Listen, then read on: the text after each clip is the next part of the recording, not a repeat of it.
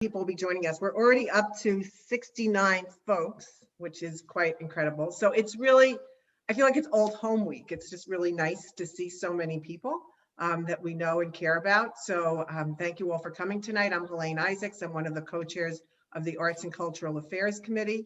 And we're very excited to have Lori and Ed Simon tonight help us explore the national parks and share their experiences. I'm just going to take 1 minute for a bit of coming attractions. Tomorrow is Purim and festivities start, I think, at 4 o'clock. So check your emails, and we hope that you'll participate in any or all of the holiday activities. And then Friday night is JCW Shabbat. So please join us for that. That'll be wonderful. And in March, we have 2 cooking demonstrations coming up. On March 8th with Jay Schnitzer, he's going to be teaching us how to make macaroons. And on March 15th, Judy Leopold is going to do her prize-winning kugel recipe. So with that, I'm going to turn it over to Gil Gordon, who is going to be the moderator tonight. So thank you all for coming. Thank you, Elaine, and thank everybody for joining us. Very glad to have you here. Behind me is not the real, but the photograph version of Death Valley National Park. I thought it was appropriate to have a park picture here. The first time that I went to a national park was probably about 25 or 30 years ago. And what struck me first, more than anything about the scenery and the landforms and so on, was that everywhere we walked, we heard very little English. We heard French, we heard Spanish, we heard German, we heard languages I couldn't identify. And it became very clear that people from all over the world viewed the United States national parks as national treasures. And it also became very clear that a frighteningly small percentage of Americans saw the parks as national treasures. And that lesson stuck with me for all the years since then that I've been visiting the parks, because it reinforced exactly what a wonderful system we have, and that you're going to be hearing about from Ed and Lori tonight. This is a gift that we have. It is a gift that over the years has been under attack in some ways for mining rights and off-road vehicle use and everything else. But basically, we have this very large number of parks. I'm sure you'll hear the number from Ed and Lori. And they're really wonderful. You do not need to be an expert fitness person or hiker or climber to see them, as I'm sure you're going to find out. So I am just overjoyed to see this on our program tonight. I'm going to turn it over to Ed and Lori. They have prepared a wonderful presentation for you. We're going to give them the majority of the time. We'll have some questions later on. If you have questions as time goes on, please send them to me, only to me, in the chat, and I'll try to sort through them and get them to Ed and Lori. So with that, I'm going to disappear and let Ed and Lori begin the program. And with them is their son, Ari, who is going to be the Zoom master for the presentation. So Ed and Lori, it's all yours. Okay. Well, thank you, all of you, for being here tonight. It's just so nice that I got to see so many faces, people that I know and love from the Jewish Center all these years. My family, my mother is on, so I'm quite honored, and our family, Ed's brothers and cousins and some friends of ours. And so anyway, we're really, really grateful to be here. Many of you know that Ed and I have become national park obsessed over the last 5 years. And we are both truly grateful for the inspiration and the healing that we have found in our moments in nature and in the majestic spaces of our national parks. So in that spirit, we want to acknowledge the indigenous peoples who have lived on all of these lands, the love and reverence that they have felt for it, and the ways that they've been taught to preserve the beauty around them. For all of those living in the Princeton area, we want to acknowledge that we are living on the ancient land and the traditional territory of the Lenni Lenape people. And we pay tribute to their people, past, present, and future, and to their continuing presence in the diaspora. Tonight, I happen to be in Redondo Beach, California, visiting my kids and my sister, and I'm on the land of the Chawinga people. We also want to acknowledge that as Jews, we are commanded to show reverence for and take care of the earth. There are blessings that we say when we see a rainbow, when we see mountains, when we see the shores and the sea and the ocean. And we are commanded to let the land rest every 7 years. So in that spirit, Ed and I would like to make a Shahahehiyanu blessing to show our gratitude for making it to this day and for the privilege of sharing our experiences with all of you tonight.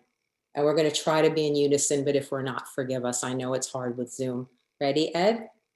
You bet. Baruch Atah Adonai Eloheinu Eloheinu melech melech haolam haolam shehachianu shehachianu v'ki'imanu v'higyanu lazman hazeh.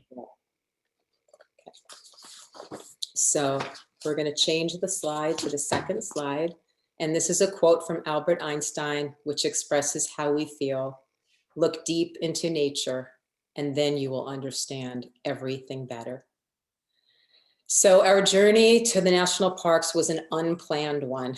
We found ourselves having to make an unexpected trip to the middle of South Dakota, a place that was never on our bucket list, and we wondered what on earth we might do or see there. Well, the rest is history. There are 63 national parks throughout the US and US territories. And in addition, the National Park Service supports a total of 425 national lakeshores, monuments, historic parks, and designated recreation areas. In New Jersey, the Park Service includes the Great Falls in Patterson, Sandy Hook, and Delaware Water Gap recreation areas. And tonight, we're going to highlight some of these National Park Service destinations, each of which we have explored on our travels. We wish to share their beauty, their unique attributes, the wildlife, and some traveling tips. So join us. Our first stop on tonight's journey is to America's first designated national park, Yellowstone National Park. Pictured on the left is the Old Faithful Inn. We'll talk more about the benefits of staying in a national park lodge, or at least making a stop into these majestic historic lodges during our presentation. To give perspective, Yellowstone is one of our largest parks at over 2 million acres. It is larger than Delaware and Rhode Island combined. While primarily in Wyoming, it also expands into Montana and Idaho. When we've visited our largest national parks, such as Yellowstone, we have found it best to spend nights in different hotels, which significantly reduces the travel time in these vast parks, particularly considering the posted federal speed limit inside a national park is just 35 miles an hour. Yellowstone is located just north of another absolutely must-see park, that being Grand Teton National Park. Located in the northeastern part of Yellowstone is Mammoth Springs, with its grand thermal formations and elk, as well as pronghorn antelope herds. In the northwest, it includes Lamar Valley, with the largest bison population in the lower 48 states. So that part actually is in the northeast section, the Lamar Valley. And as you drive, you just see the bison. They're all over and they're on the roads. You have to stop your car. It's like a traffic jam of bison.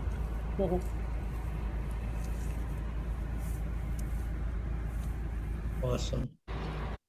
For reference, these are bison, which are native to North America, not buffalo, which are only found in Africa and Asia naturally.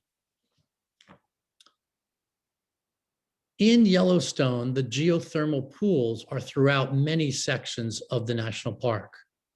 The light spectrum highlights the water's mineral content depending on the time of day. There is also a unique section of bubbling mud holes. Other sections of Yellowstone include the Grand Canyon of Yellowstone, with its gorgeous waterfall and some of the most premier fly fishing in the country. And also in the back of this slide behind this beautiful geothermal pool, which is burning hot, is Yellowstone Lake, which is also just incredibly beautiful and tremendous. And we spent time just taking naps near it. It was so peaceful and tranquil. And for safety purposes, if you're ever with grandkids or kids, all of the boardwalks have safety space, so to protect everyone, again, from the thermal waters. Moving on to the Grand Tetons, with its majestic mountains the park is named for. There are wonderful walks around the beautiful large lakes. There's also lots of boating options, from private boats, as you can see in the photo, to national park cruises. The national park lodges overlook the lakes, making it the absolute perfect spot for a meal or a drink. The Mormon Row area is a secluded area and absolutely worth locating on a trip there. Here, the Park Service has preserved the historic housing and farming of the early Mormon settlers.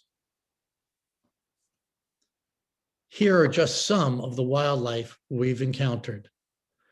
There is a special section within the park called the Rockefeller Preserve. There, we saw over 10 bears in the bushes and climbing in the trees overhead, including on one of our visits. I was in the car while Lori went in to see their hours, only to have a few people there say, please stop, look up. And there were several bears in the trees above her head. Yeah. And we also, the moose was in Jackson, which is just at the bottom, like the bottom part of the park. And yeah, you just see elk wherever you go. Even the two places that we stayed, they were just walking around the parking lots. They're just everywhere. If you have more time after leaving these two incredible parks, you can travel 8 hours east to the Black Hills of South Dakota. There, you can visit Badlands National Park, Mount Rushmore, and one of the best state parks in the country, Custer State Park, with its second largest bison herd in the lower 48. So Ari, can you just switch to the one with the water? I think you switched it backwards. It's fine, but I'm going to look at that one. Thanks. So another of the grandest of the national parks, and also one of our favorites, is Glacier National Park. It's located in Montana, and it is over 1 million acres. The park is filled with gorgeous mountains, and it has the second most glaciers in the lower 48. Sadly, due to climate change, many of the remaining 25 named glaciers are reducing in size, and some have even disappeared. So we recommend, if you want to go and see these glaciers, that you go soon. Off on the left of the screen is Manny Glacier Lodge. The views from the lodge are just incredible, of Manny Lake and the Manny glaciers that you're seeing all through those mountains. We were actually supposed to stay there, but there was a little mishap and our planes were all delayed to go into Calgary, Canada. And as we drove down to the border, it was like midnight or 11:45. And I never in my life, or neither of us ever thought that the borders closed. So we had to sleep in our car that night. And these are the kinds of things that sometimes happen when you're on these kind of trips. And then first thing in the morning, we got up and we drove here, and the people at the hotel were incredibly nice and said, don't worry about it. We'll give you back the money for your room. And we sat and had breakfast there. And then we took a boat ride, which we had planned, and took hikes. And it was just really spectacular. Of course, you can see in the picture that the skies were just so blue there. So Glacier National Park has many different lodges, and we visited all of them, and we stayed at one of them. And there are many places to stay outside of all of the national parks. Whenever possible, though, we try to stay in the park, because even though the rooms are really basic, the lobbies and the views just reflect the beauty of the park. The people who stay there are often just so excited. They love what they've seen, and they'll share all kinds of things. And there's usually a big fireplace, and moose heads are hanging, and elk heads and all that kind of stuff. But I don't know, it's just really special, and we love that. And the lodges often fill up a year in advance, but we have found that if we keep searching and we keep calling, as it gets closer to our trip, people will cancel their reservations, and we've almost always been able to get rooms in the lodges, and just really love that. So in this picture is beautiful St. Mary's Lake, and it's on the eastern side of the park. There's a visitor center on this lake, and it's not far from the East Glacier Lodge, the eastern part of the park. And there's an Amtrak station there as well. And that is another way that people come to the park on these incredible rides across the whole country, where they stop and they get out, and some stay and some just get out for a while and go back on the train. So, and the go backwards. Oh no, wait. Yeah, go backwards to that first one, Ari. Okay, so this is Ed and I up on the high alpine above Logan Pass. And you get there by going to this beautiful, beautiful road, which is called Going to the Sun Road. Aptly named, this driving road gains considerable elevation, and it is really one of America's most beautiful drives. Logan Pass is also one of the most popular visitor centers, and we're just way above the visitor center right there. It's best to get there early because it's one of these places that fills up really early. And if you want to beat the crowds and you want to get a parking spot, it's good to get there early. Also, the passes, it doesn't even open sometimes until June because of the weather. So it's June, July, August, September. And then again, as soon as the weather gets snowy there, they have to close it.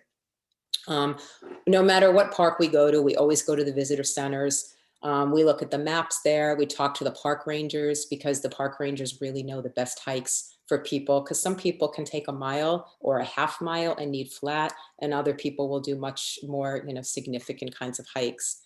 They also usually know where all the wildlife usually hang out, or even they'll tell you today at 10 this morning or last night there was a bear here and a moose there. And anyway, so that's kind of fun. And it's our custom also to watch the orientation film every time we go to a national park visitor center. You learn a lot about the park, you learn a lot about the geography and the geology. And even once at one of the parks, there was nobody there but us in the visitor center, because we got there late, and they put on the film just for the two of us. So it's kind of like our silly little thing that we do. And someone had asked, what type of camera photography do you use? These are all done on our cell phones. So these are just off of our good old Apple cell phones that all of our photos that you're seeing tonight are taken. Yeah. So from the visitor center, you can take a very leisurely stroll on like a half-mile paved path, or you can hike way up. And we took our trekking poles and we went up into the alpine, where there was like all these cascading water streams coming from the melted snow and the ice. There's wildflowers up there and lots of mountain goats. So here's our mountain goat. He was up there where we were. That's one of the lakes with the wildflowers. And also, I was going to say, we added that we love to see moose. And in this park, there are a lot of ponds, bogs, and marshes where there's low level water with vegetation for them to eat. So on this particular trip, we saw this one moose and we followed it, literally not expecting, for hours. We were mesmerized, and we just kept, if it walked to the next pond, we walked to the next pond. And then the next thing we knew, it was like, oh my gosh, like we've been doing this, and we missed our boat ride that we scheduled on the lake near us. But we never really even cared. We didn't even get our money back, but we were just like, it was worth seeing the moose, because we're just kind of national park and moose obsessed.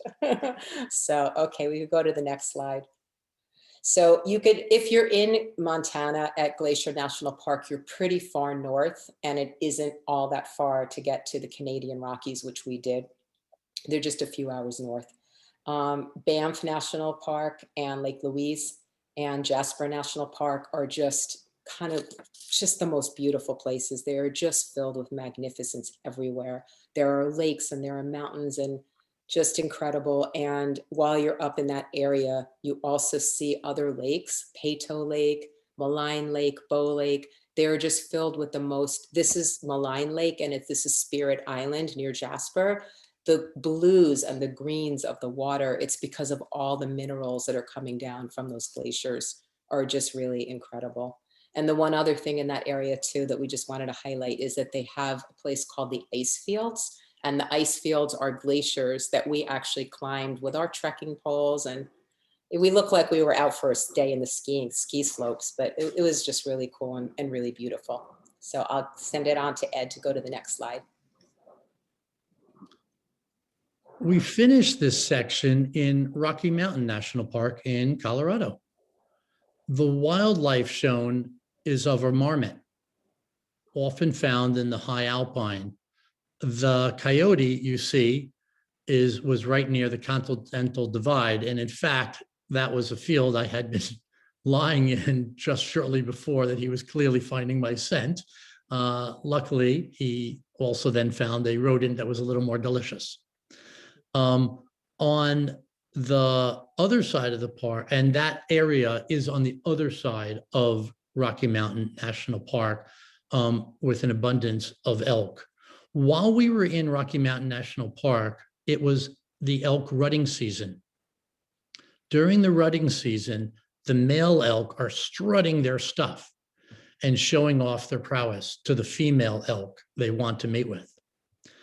We saw over 150 elk in just 2 days during that time.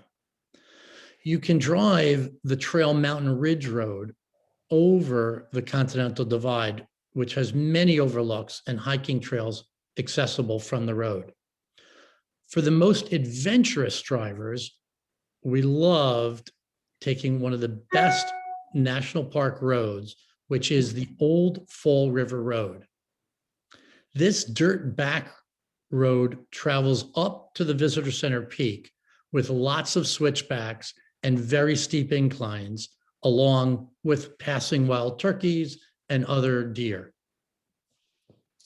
Okay, so next slide. I just saw one of the questions was this all on one trip? So no, it wasn't. Some of the trip, like we did Yellowstone together with Grand Tetons. And when we did the trip to Glacier, we went up to the Canadian Rockies. And now this is another trip where we went to Rocky Mountain National Park that Ed was just talking about. And we took a little, when you're already there, you can kind of figure out, you look at the maps, what might make sense. I had been to Colorado and the mountains there many times, but I had never been to Aspen. So we decided on this trip, we would do like a side trip and see Aspen, and Maroon Bells is right outside of Aspen, and they are just really spectacular.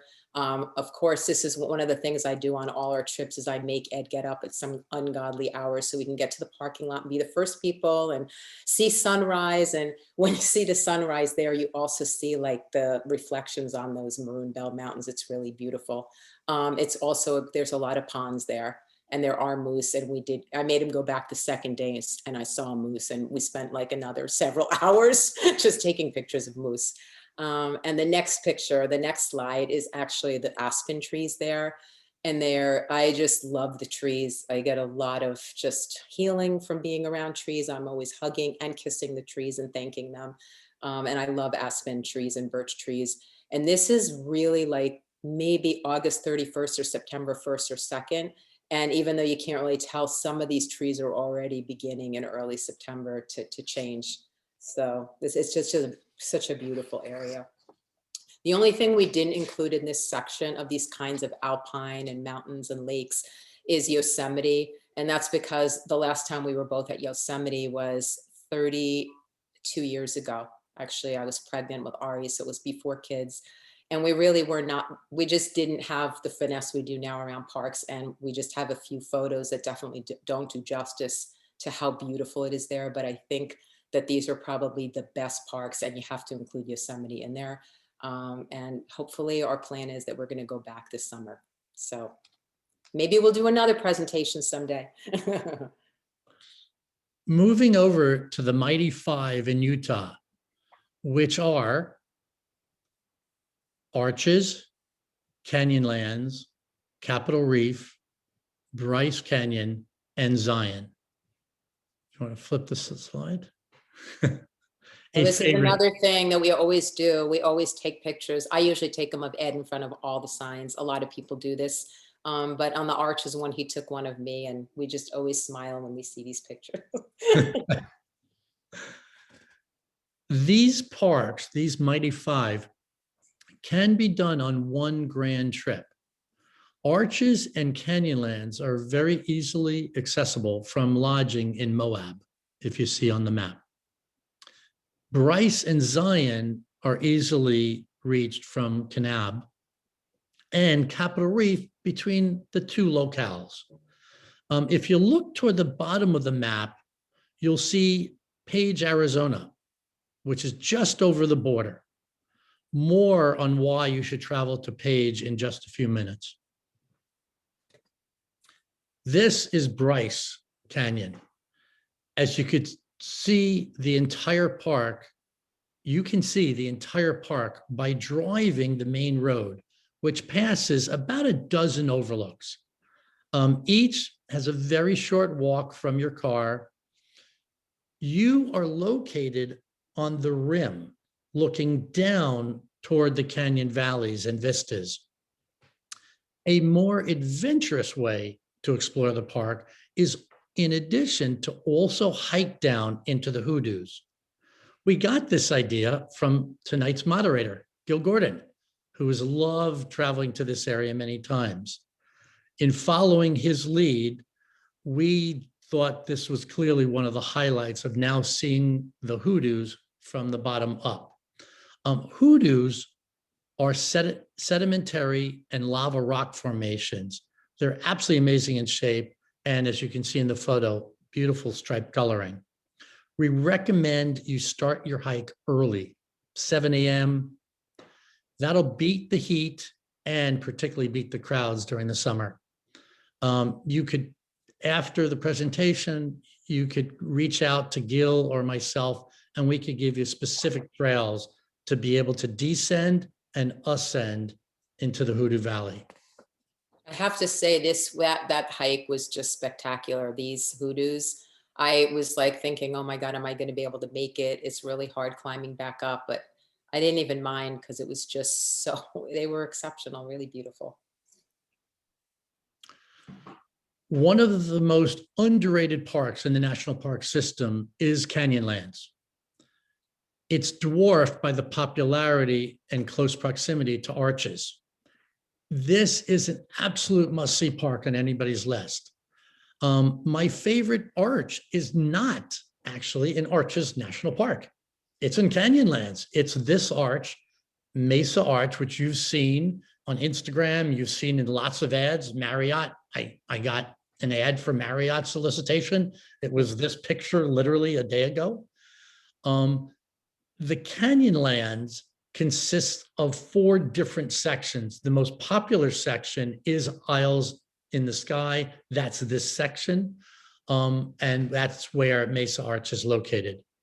This summer, Lori and I are planning to explore the Canyonlands Needle section.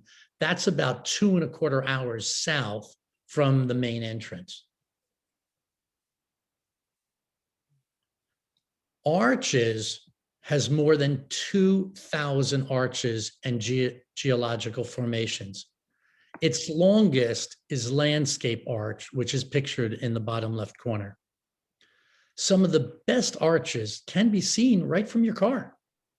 Others do require a short walk, while others necessitate hiking dirt trails to reach a really good vantage point.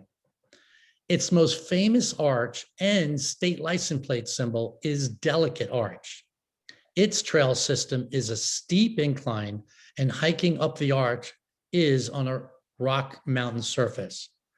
Lori and I plan to go back and do this specific hike to Delicate Arch this summer. Some people choose to do that hike that I'm describing in the dark, early morning hours, wearing a headlamp. That's so they can see the sunrise from the very top. So during this trip and this part of the trip to Arches, it was one of those times that I didn't just make Ed wake up for sunrise, but I made him get up at 4 in the morning in Moab at where we were staying and drive very briefly. But we were the only car in the park at like 4:30 in the morning. It was pitch black.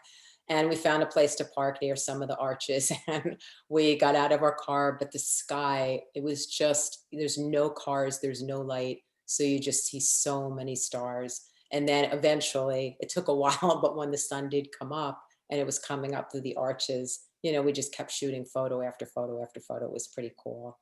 And because of that, I think many of the parks that we've gone to, we try to get there for sunrise and then at night for sunset and then do our stargazing. And it's been something we really enjoy. The picture on the right is at Horseshoe Bend, which is on the Colorado River near Page, Arizona. And that's Ed up there. He's always very eager to do all kinds of climbing. And there's certain places I'm happy to just take the photos. So, and the birds, the red one is a scarlet tanager, which I saw in Zion National Park. And then the raven is a bird that you'll see at a lot of these national parks. They are very big. And I have a friend who's on this call right now with us named Betsy. She does a lot of this, and she has a raven that follows her wherever she goes. So, but they're really quite interesting and beautiful. I'll go to the next slide. So another absolutely amazing destination is located in Page, Arizona, and that we saw on the map at the bottom. It is not a national park. This is Antelope Canyon. It is located on Navajo Native American land, and the only access to this land is to take a tour led by a Navajo guide. Either an upper or a lower Antelope Canyon, and the beam of light that sears through the canyon ceiling is just absolutely amazing, especially between the hours of 11 and 1. That's when you get the greatest image. And of course we did, thanks to my friend Betsy, who told us that's a good time to go. So thank you for that. And everybody else who's given us a national park trip tips, Bill and everybody, thank you. So on the next slide, we're gonna talk about parks that we can drive to from New Jersey for all the New Jersey people that are on this. So on the next one, this is actually a video, and it's in Maine. This is Acadia National Park, and maybe many of you have been there. I love Maine, so I've been to this park many times. The highlights include the rugged Atlantic coastline, Jordan Pond, where they have a cafe with delicious popovers that you can sit and eat on the lawn or watching, looking at the pond. There's Thunder Hole, there's just beautiful areas. There's Cadillac Mountain, which if you climb, you don't have to climb, you can drive to it too. You can see the first sunrise in the United States each day, which is kind of neat. And then there's this Rockefeller Loop driving road, and they also have carriage roads. The Rockefellers had a big mansion up in that park before it was even a park. And thanks to them and them wanting to preserve all of the land there, that's why there are these beautiful, there's a driving loop. It leads to many trails. It's a really special place. And the next scene on the right, if you want to get away from the crowds, about an hour north of the main part of the park where Bar Harbor is, the Buddhic Peninsula. And that is so peaceful and tranquil and a very beautiful place to sit, which we did this past summer.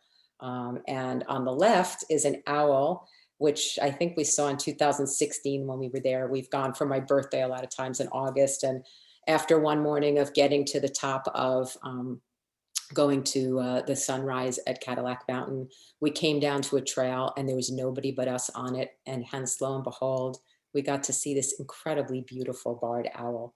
So it was really special. And actually, we were in a nature area, a garden, and it flew above us. So while Lori and Ari continued to look at the nature garden, I went out and just kept tracking the owl and kept hiking and thinking, how far am I going to go? And then very quietly on my cell phone called to Lori and kind of gave her the direction of where to hike over to. And he was just very complacent on the tree as we were just very quiet, standing right there. Okay, so on the next slide is actually where we took in sunset when we were there. It's called the Bass Lighthouse, and it is a really special place to see sunset. You know, we probably have 50 photos as the sky keeps changing and changing, and you're looking westward. So it's a special place. So I'll let Ed continue into another national park that you can drive to from New Jersey. So this is Shenandoah National Park, located in Virginia, with its scenic vistas, flowing streams, as you could see, waterfalls, and bear wildlife is located prominently. As you can see, I also very much enjoy hiking around streams wherever I get a chance. Yeah, that's Ed up there. I don't know if you can see him.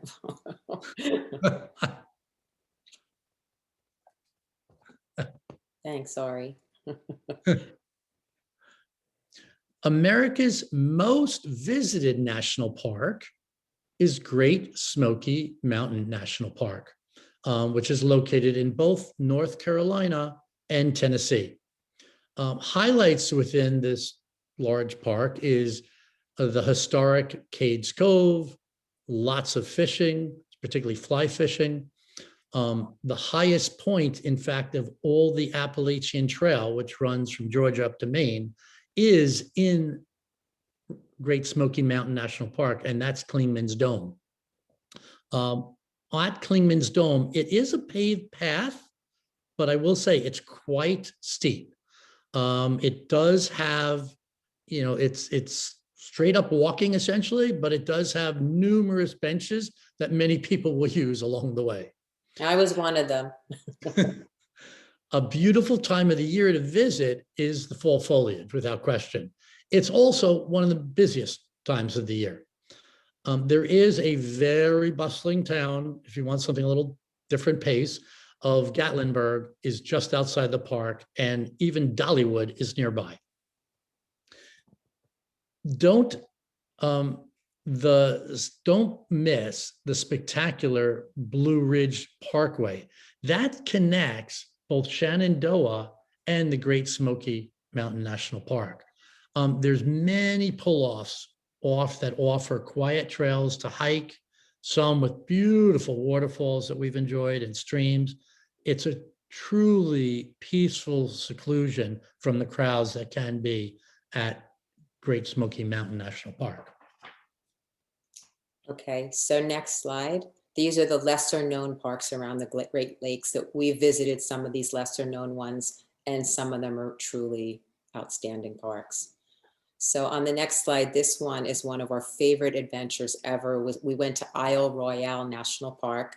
It's located in the upper part of Lake Superior in Michigan, and that's us on a kayaking around on a cove in Lake Superior.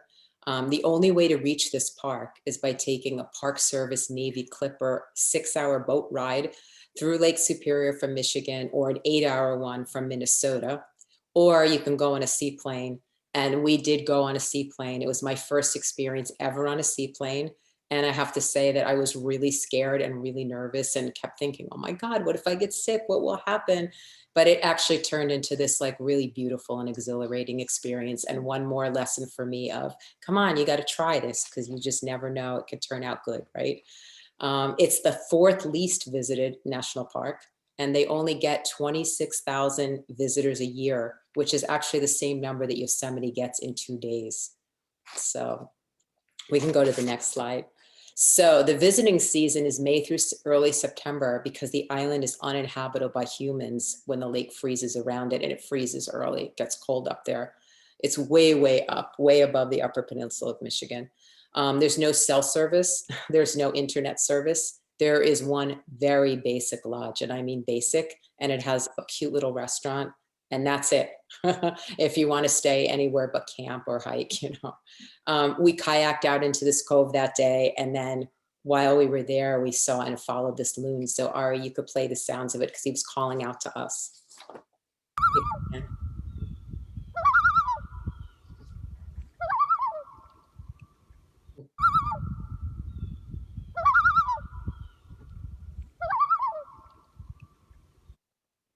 As you can see, we were absolutely alone, the only people there. At any time, the harbor and the water gets a handful of people at most.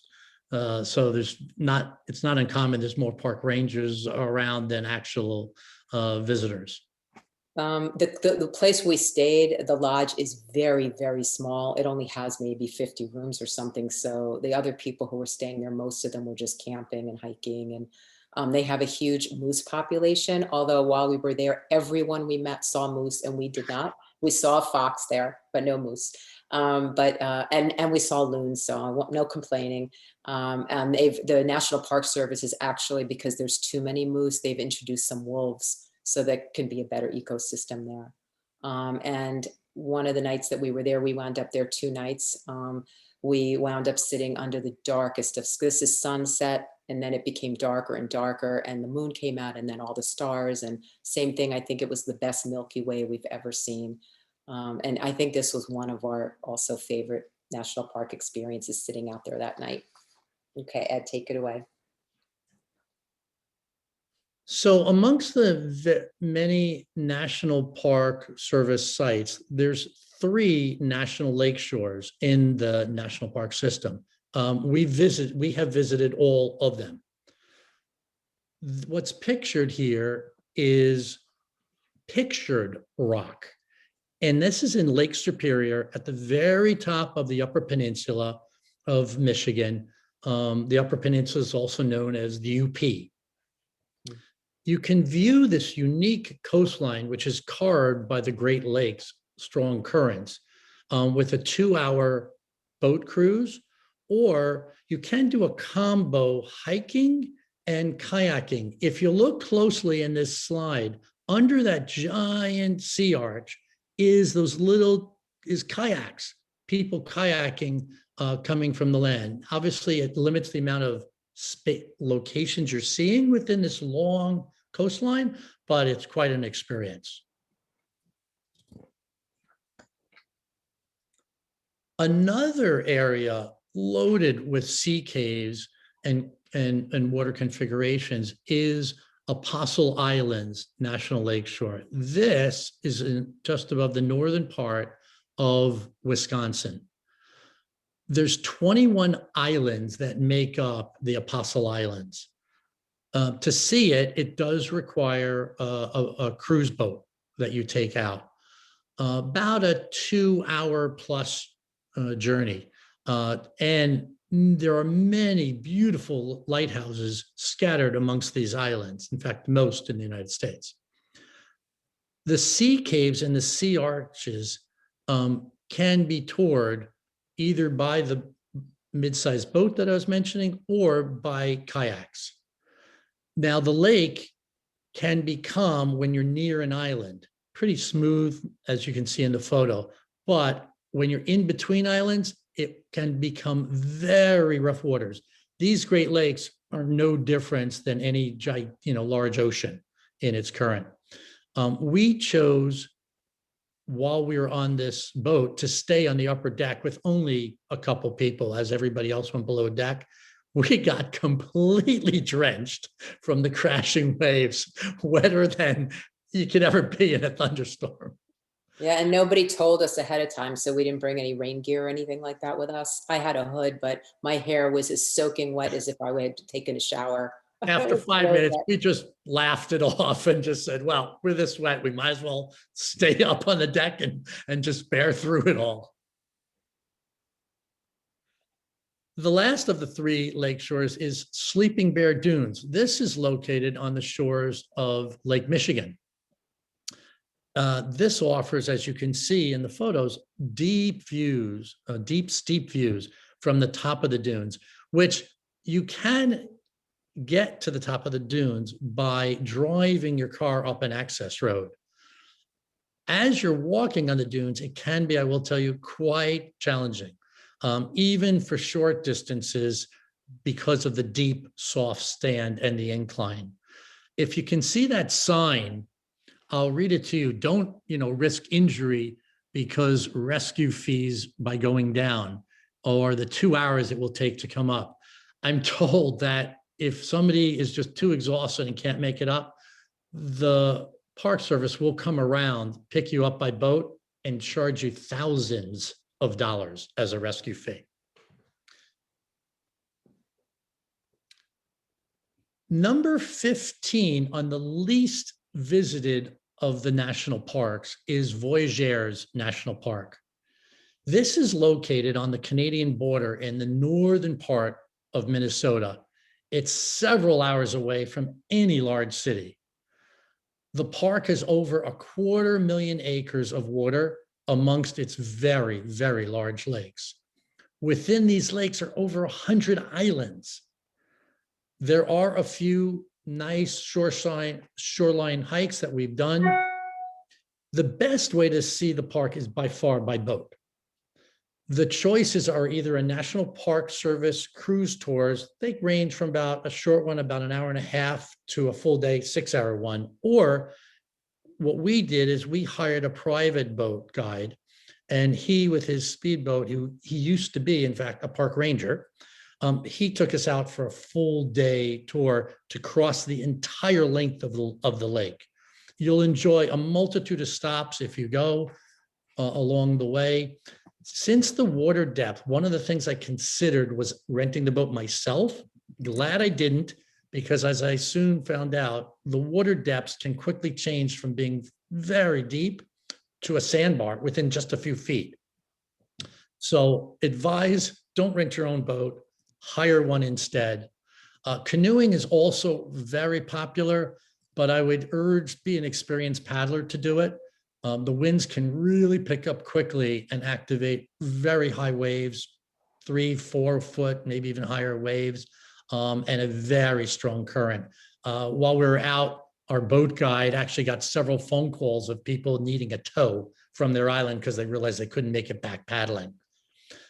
We saw a lot of bald eagles on this boat touring and on our hikes there, and some loons and other birds flying around. Tremendous. I think it was over a dozen bald eagles soaring around us.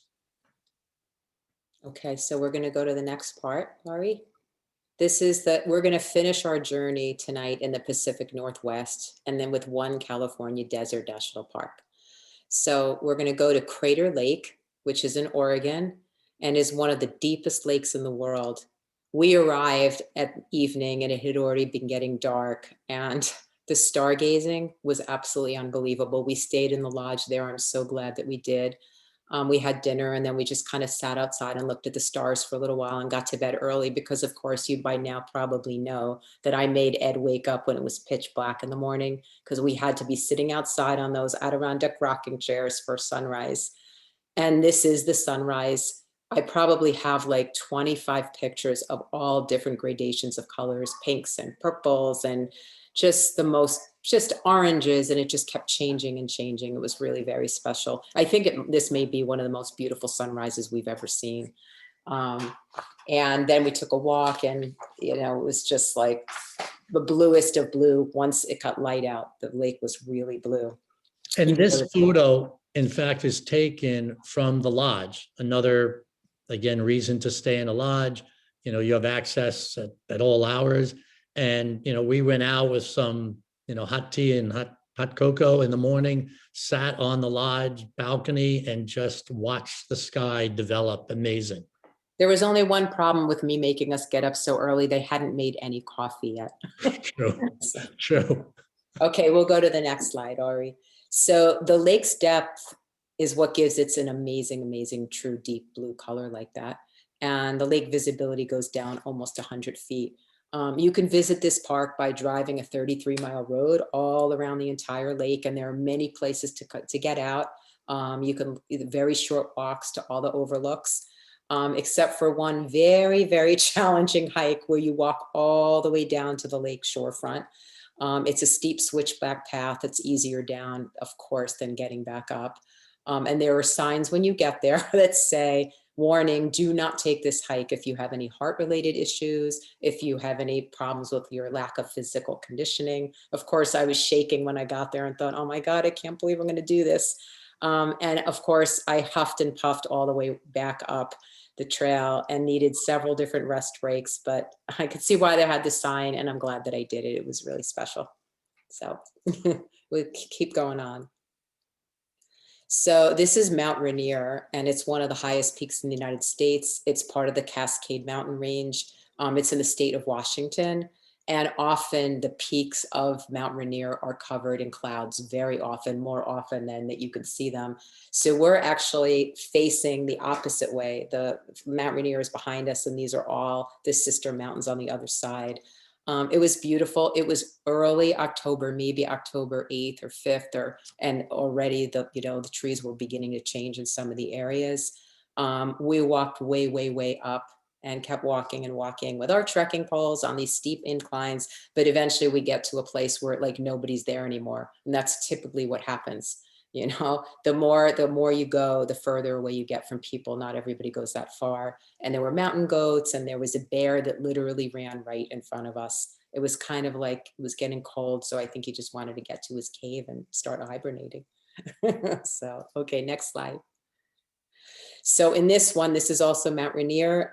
The photo on the left and the one on the right were within 24 hours of one another. The weather there changes very quickly in those high altitudes. And like I said, this is just the first week of October. You can see we're wearing kind of wintry jackets, and it was a beautiful afternoon of hiking. And then we woke up the next morning to a couple of inches of snow. A couple of inches was actually like 10 inches of snow, and it was our second storm we had hit. We had previously gone to Mount Hood and got a major storm.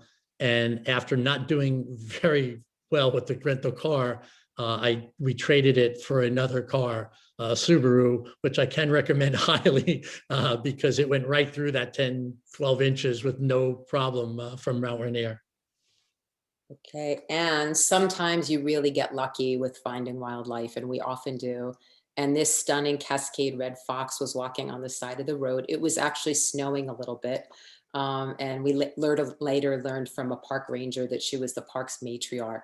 But this is a fox. I had never seen a fox that looked like this before. So that was very, very exciting. Okay, well, Ed's going to take it from this point. So this is North Cascades National Park in Washington State. It's the 5th least visited national park. The park is bordered by what the picture on the left shows is Ross Lake National Recreational Area. And within that is the beautiful Diablo Lake that you're seeing. There's even a lodge on the other side of Diablo Lake, and the way to get to it is only by going across the lake by boat, that they ferry you and your luggage. This park, North Cascades, boasts over 300 glaciers, by far the most in the lower 48. The park on the right was taken as we were hiking to one of the glaciers in the high altitudes. We conclude this journey tonight, 2 of our national parks at Joshua Tree National Park in the California desert, which Lori just visited last week for multiple visits we've had and Ari has had. This unique biosphere is where the Sonora and Mojave deserts meet. Its plant diversity is in full display. Plants in abundance include the famous Joshua Tree trees, plus, as you see here, the blooming cholla cactus shown in these photos. It's sometimes referred to as jumping cholla because if you get too close, literally the cactus spikes can jump out towards you. So give it a little social distance. Mm. The next photo will show this is an absolutely great place for boulder climbing and rock scrambling. Be sure to pair up in a buddy system for safety, since cell phones don't work and you could be climbing down into where you can't be seen. Yes, that photo, by the way, is me having fun by not moving that boulder. The last 2 slides show my all-time favorite wildlife encounters. In this first one you're looking at, I was very glad the bear was more interested in finding huckleberries to eat before hibernating than Lori and I, as she and I were on a dead-end path with absolutely nowhere to go. We were literally standing like on the first picture, there's like a little bit of a wooden, platform. We were just literally, it was inches away, and it was unbelievable. We were standing there thinking like, what on earth are we going to do? And then the bear just kind of went off into the bushes to get berries. And we then found out that they had closed the trails. We had been hiking for hours since early in the morning, and there were just too many bears. So we had to be like escorted out by the park ranger, and they were really serious and said, you stand here. they had like some kind of taser gun or whatever if we needed. There were just, and as we walked out, there were like 50 people just all staring at the end of the trail waiting to get on it, but it was closed. Like, who are these people that they're escorting off the trail? So it was just like silly, all the different things that happen along the way. So, and then the last slide that we have is one I took of Ed in Yellowstone in the early morning fog as he pondered a moment of peaceful solitude. So he says, gazing at the bison. He was on a fenced in pathway as the bison stood there looking at him. And I kept thinking, is he crazy? So that's kind of how we end. And if you have questions, we're so happy to to answer them. And even after tonight, if you have questions, don't hesitate to reach out to us because we love talking about national parks. Great, what a presentation. What I think we're going to do, Ari, if you could stop the screen share, please. So we have actually a very small number of questions, but they could each take about a half an hour to answer. So I'm going to give you the questions. We'll hear comments. I may reserve the right to jump in and add my 2 cents worth afterwards. First question is there a long wait to schedule visits as well as stays at the park lodges? And I assume the question is about visits to the parks themselves, and then specifically about lodging at the national park lodges. So I was just saying earlier that there is often a year before, people are already all scheduled to stay at the lodges because people plan their trips, especially in the summer. If you go off the summer, it's a lot easier to get into anything. It's kind of always the case when you go on a vacation, I think. I think mostly the kids all go back to school by the last week of August. And so we've often gone the last week of August or, first week of September, where we have found that the weather is glorious and there's less crowds. And we've just been lucky, and that I keep trying and trying because I really love staying in the lodges. And when I, eventually something always seems to open up. So we've been really lucky in that way. And in terms of just going, I think you can just go. I mean, I think I was saying that the fact that, sometimes the roads are closed. That's in Yosemite, that's in Yellowstone, that's in the Grand Tetons. I mean, there's lots of places in Glacier, but not every road is closed. You can find areas that you can get to if you really want to go there and it's not this summer or the spring or fall. Yeah, I'll just add a couple quick things. So some sections, for instance, in Yosemite, the Eastern Sierra roads are closed during the winter. In Yosemite, some of the mid locations are closed, but other areas are open. With the exception of the Zion that requires a bus to get further in, or Denali that requires a bus to go in Alaska. The others are accessible rather readily. Zion has been working on their system a little better because the last 2 years were not so great, even before COVID. There have been some COVID restrictions, obviously, for capacity, but at this point, virtually every park is open. Right. Yeah, the weather and school holidays are the two determining factors. There are a number of parks. The north rim of the Grand Canyon, for example, is closed from roughly October through April. I put in the chat the main website for the National Park Service, www.nps.gov. You can find an amazing amount of stuff there, as well as looking at TripAdvisor and any of the other ancillary sites. The park lodges are great, but most of the larger parks have very, very good and reasonably priced motels near them as well. So unless you're trying to go with Memorial Day weekend or something like that, you're really not going to have a problem with that. Okay, next question. Let me just scroll back up here. Is a related one about the best time of the year to go to various parks. So I'd say, yeah, go ahead. Well, that answer is a combination. So some, I would do it by migratory patterns. If you're wanting to see certain birds, there's a migratory pattern going through Florida in the Everglades or Biscayne Bay, or as we mentioned, the rutting season at Rocky Mountain. As Lori just mentioned, we love that last week of August, first week September. Literally the week before it was packed, and then all of a sudden they're saying, wow, we're at 50% capacity. So those do help the situations. Hitting the middle of Easter or Christmas makes it more challenging. It just means more crowds, but how you get away from the crowds is when you get to the overlook, go a half mile down the trail. If there were 300 people there, now there's 50. Go another mile, now there's 10, and the trail's all to yourself practically. Right. It's there are some parks where the best time of year question is easy to answer. For example, Death Valley National Park, I would not advise going there in July. It's a little bit hot.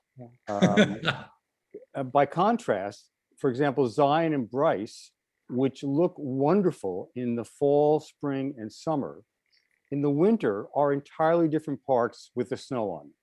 So you almost can't go wrong with them. And this is, again, we're doing some research, looking at sample photographs that are on the web, are good ways to do that. Okay, let me get down to the next question here. Hang on for 1 second.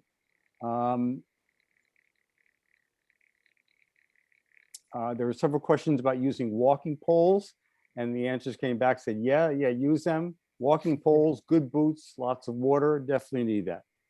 It'll make it a lot more efficient and I have knee challenges. I use them particularly while I'm using them logically, the poles to push up in the inclines. It's more important on the down for all that pressure you have. And it makes it a much better, more enjoyable time. Right. Okay, next question. How safe do the two of you feel when you spend the day alone hiking in the various parks, whether because of animals or other reasons? Are there opportunities to join groups once you're in the park instead of being alone? So it's a combination, I think, too. Sometimes being alone can be really beautiful and quiet and peaceful, and we've loved that. We've also met people along the way, and sometimes you'll stop and you'll chat with people. And I don't know, I'm one of these people who searches for good coffee somewhere near there. And then I have my coffee and I'm talking to people at the coffee cart, and then they'll say, you should go here, or sometimes we've even wound up, we once ran into our friends, which was really cool as we were at the Grand Tetons. Linda Weber, who used to be a member at the Jewish Center, she was there and her brother was there, and that was pretty incredible. But honestly, I think a lot of people worry about like the animals, and they think, oh my gosh, it could be really dangerous. I'm not saying you don't have to be careful, but we give space for animals. I think if you really give them space and you walk, like when I saw the bears above my head, I just kind of quickly, I was scared, but I walked backwards.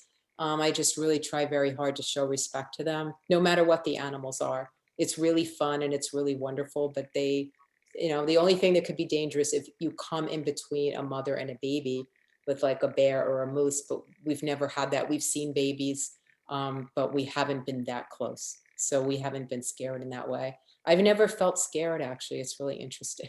Yeah, so there's definitely rules to follow, common sense rules. You see a bear, with the exception of Alaska, this would be black bears. They're not looking for issues, but you never want to corner an animal.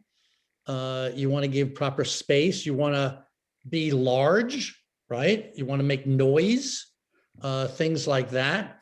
Yeah, I think that's the only thing that really scares them, if you come upon them quickly and they're not expecting you. So you try to talk if you know you're in bear territory. The other thing is that you can usually tell when you're around a bear because you'll see it scat on the ground and has a particular look to it. It's like filled with little berries and stuff like that. So you do, the rangers are around too. You talk to the rangers, they'll tell you things. There is kind of a camaraderie when you're at the parks. There's a lot of other people who are loving this also. And once you start doing it, if you start loving it, you meet other people like that. It doesn't feel very lonely to me anyway. You will get more hellos and nods, friendly hellos and nods hiking in the national park than any time you've ever walked through town. It's amazing. People just appreciate each other and, enjoying each other's time, particularly as you're on a hiking trail rather than just in a destination overlook. Okay, here's an impossible question. Do you have a favorite park? All are unique. That's my answer. And I'll say that my favorites definitely were the Grand Tetons in Yellowstone and Glacier are probably my two favorite parks. And that adventure in Isle Royale, it's, you know, you just got away from everything. We were fogged in, so the plane actually couldn't pick us up that we had arranged. So we ended up on the Navy Clipper going back an extra day, which was marvelous. And you just got a sense of, wow, this is wonderful. I actually can't control things. Nature's controlling things. And you just, you know, you have to be flexible. You got to be able to willing to go with the flow and make it a special occasion. Yeah, I think that's one thing we've learned about doing it. I was one of these people who, like, if we made a plan, it never changed. It was always going to be, if this is where we're going. But we've learned from these trips, like sometimes things happens. You get to the border and it's closed. You have to figure out plan B, or, you know, you get somewhere and something happens, or we've had it happen where we've had to like sort of adjust. Or we've gone somewhere and said, you know what? Well, the weather, we couldn't get back on the seaplane. We had to stay a second night in Isle Royale. And the next day they were closing down the island and everything was shutting down. So we had a For the hope. season. Yeah. And we were lucky that there was a room that night for us to stay. But it's not like stuff never happens, but you're kind of, the people in the parks are trying to help you, and you just figure out other ways and you realize, you know, this is all really okay. It's kind of neat. I want to make a couple of quick comments about the planning piece in general, then I'll turn it over to Lori and Ed to make some final comments. 3 points about how to do the parks. One, you've heard Lori and Ed talk about the extensive research they've done. There is more than enough material around to find it. Secondly, you can do the parks, not all of them, but most of them, as a guest of one of the tour companies. They pick you up at one of the airports, you get on a big bus with a narrator, they take you to the lodge, you leave your suitcases out the room in the window, and somebody else does all the thinking. It's one way to do it. Or you can do it yourself. I want to repeat something I said before. You can make these park visits as strenuous and adventurous or as benign and flat level land as you want. Yeah. It depends on what you're up for and so on. And the last point, and Lori has said this a couple of times, the joy of the parks is in the serendipity. You know, if you do the research, you know you're going to see Hickman Arch or Mesa Arch when you're at Canyonlands. If you know when you go to Zion, you're going to see the Watchman, and you're going to see the Temple of Sinawava and so on.